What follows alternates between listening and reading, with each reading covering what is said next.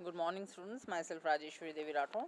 आज हम नया टॉपिक ले रहे हैं आधुनिक विश्व का इतिहास में से ही तृतीय विश्व का अभ्युदय एवं गुट निरपेक्षता। तो पहले ले रहे हैं तृतीय विश्व के राष्ट्र और गुट निरपेक्षता। द्वितीय महायुद्धोत्तर विश्व राजनीति की दो महाशक्तियां अमेरिका और सोवियत संघ ने, जिन्होंने एशिया, अफ्रीका एवं लैटिन अमेरिकी राष्ट्रों को अपने अपने गुटों एवं प्रभाव में लाने का भरसक प्रयत्न किया, परंतु ये नवोदित राष्ट्र इन गुटों की खींचतान से दूर रहते हुए अपने स्वतंत्र विकास पर बल देना चाहते थे। इसीलिए उन्होंने इसका समाधान गुट निरपेक्षता के रूप में देखा। गुट निरपेक्षता अफ्रीका, एशिया और लैटिन अमेरिका के नवोदित राष्ट्रों के लिए नए रास्ते पर अग्रसर होने की एक प्रमुख चुनौती थी। यह एक सक्रिय, गतिशील एवं सकारात्मक नीति थी। पहले हम लेंगे गुट निरपेक्षता का अर्थ एवं परिभाषा। गुट निरपेक्षता से अभिप्राय विश्व के उन स्वतंत्र राष्ट्रों से है जो गुटीय राजनीति से पृथक रहते हुए स्वतंत्र विदेश नीति का अनुसरण करते हों तथा अपने समग्र एवं चहुमुखी विकास पर बल देते हुए विश्व शांति की अपेक्षा रखते हों। द्वितीय विश्व युद्ध के अंत के पश्चात अंतर्राष्ट्रीय राजनीति में यूरोपीय वर्चस्व धाराशायी हो गया और उसका स्थान संयुक्त राज्य अमेरिका एवं सोवियत संघ ने ले लिया।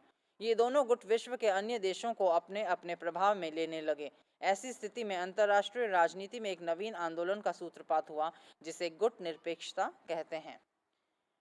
गुट निरपेक्षता का अर्थ है विभिन्न गुटों से अलग रहते हुए स्वयं की स्वतंत्र विदेश नीति का चयन करना एवं राष्ट्रीय हितों को दृष्टिगत रखते हुए न्याय का पक्ष लेना। गुट निरपेक्षता अंतर्राष्ट्रीय राजनीति में न्यायपूर्ण ढंग से सक्रिय भाग लेने की नीति है। यह शब्द नेहरू की देन है। इसे अप्रतिबद्धता, तटस्थता, सकारात्मक तटस्थतावाद, गतिशील तटस्थता, गतिशील सक्रिय नीति और शांतिपूर्ण सक्रिय सह अस्तित्व भी कहा जाता है। गुट निरपेक्षता के प्रारंभिक तीन आधार स्तंभ पंडित जवाहरलाल नेहरू भारत, कमाल अब्दुल नासिर मिस्र के, मार्शल टीटो यूगोस्लाविया के, इन्होंने यूगोस्लाविया के ब्रियोनी द्वीप पर बैठक आयोजित करके 5 सिद्धांतों को स्वीकार किया, जो इस प्रकार से हैं। पहला, सदस्य राष्ट्र की स्वतंत्र विदेश नीति हो। दूसरा, सदस्य राष्ट्र उपनिवेशवाद का सहयोग नहीं करे। तीसरा, किसी भी सैनिक गुट का सदस्य राष्ट्र सदस्य नहीं हो। चौथा, किसी भी बड़ी शक्ति के साथ सदस्य राष्ट्र कोई द्विपक्षीय समझौता नहीं करे। पांचवा, कोई भी सदस्य राष्ट्र किसी भी बड़ी शक्ति को अपने देश में सैनिक अड्डा बनाने की अनुमति प्रदान नहीं करे। ये थे 5 सिद्धांत। अब हम लेंगे गुट निरपेक्षता के उद्भव के कारक। द्वितीय विश्व युद्ध की समाप्ति के पश्चात अंतर्राष्ट्रीय राजनीतिक क्षितिज में अनेक प्रवृत्तियों का उदय हुआ, जिनमें गुट निरपेक्षता एक थी।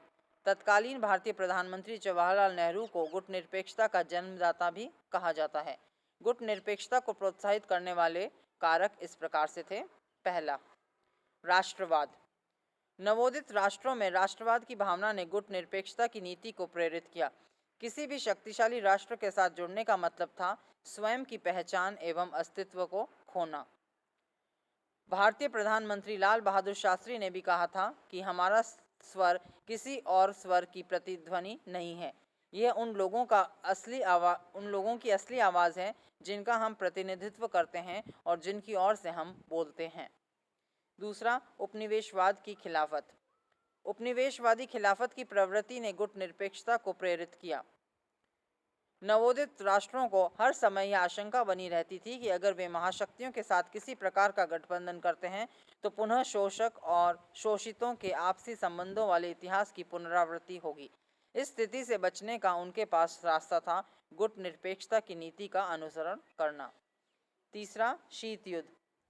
द्वितीय विश्व युद्ध के परिणाम स्वरूप विश्व दो विरोधी विचारधाराओं, पूंजीवादी एवं साम्यवादी, में बंट गया।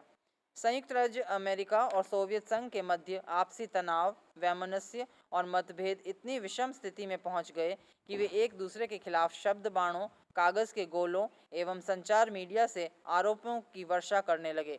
इसी को शीत युद्ध की संज्ञा दी जाती है।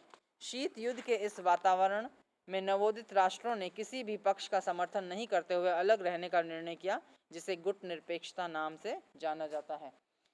नेक्स्ट है आर्थिक उन्नति का संकट।